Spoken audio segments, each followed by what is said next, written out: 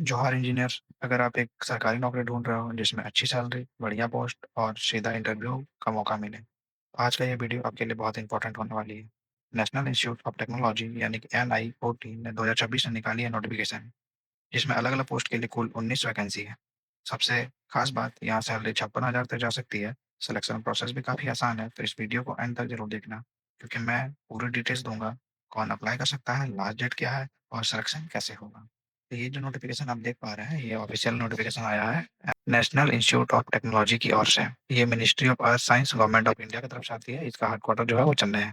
इसमें advertisement number ये दिया हुआ है, ये प्रोजेक्ट के लिए है। इसमें जो निकाला गया है सिंपली क्लियरली लिखा हुआ है कि NIOT जो है वो इनवाइट कर रहा है online application for the following position on contract basis.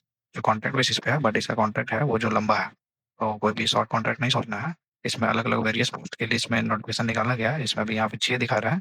ये प्रोजेक्ट इंजीनियर है जिसमें 10 वैकेंसी है। Project engineer associate, project technical associate 2, technical associate 1 और project engineer assistant, project administration assistant. Total 19 vacancy है।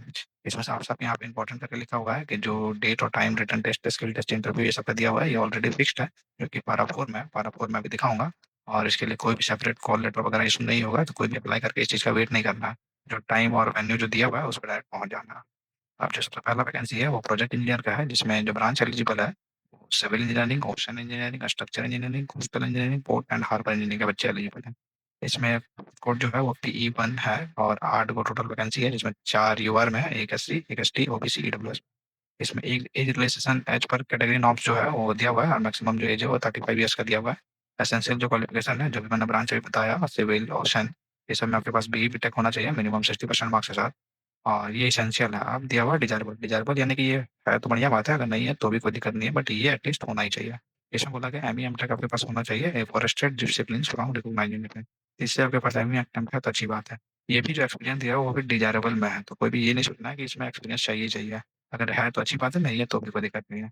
एक्सपीरियंस किसमें चाहिए, जो सॉफ्टवेयर होता है BIS IS कोड के लिए, ऑटोकैड 2D 3D GIS, ये सब में आपके पास एक्सपीरियंस है तो अच्छी बात है। या फिर सेकंड दिया हुआ है software like mic 21, depth 3D, और या फिर civil AutoCAD 2D 3D GIS ये सब में है तो अच्छी बात है। फील्ड डाटा कलेक्शन में अगर आपके पास है एक्सपीरियंस तो अच्छी बात है। आपका जो जॉब रिक्वायरमेंट रहेगा कि क्या आपको जॉब करवाया जाएगा, उसका जॉब रोल दिया हुआ है। ऑन साइट मॉनिटरिंग एक्टिविटीज में आपको ये सब सारा काम करवाया जाएगा। सर्वे एंड मॉडलिंग एक्टिविटीज भी आपको करवाया जाएगा।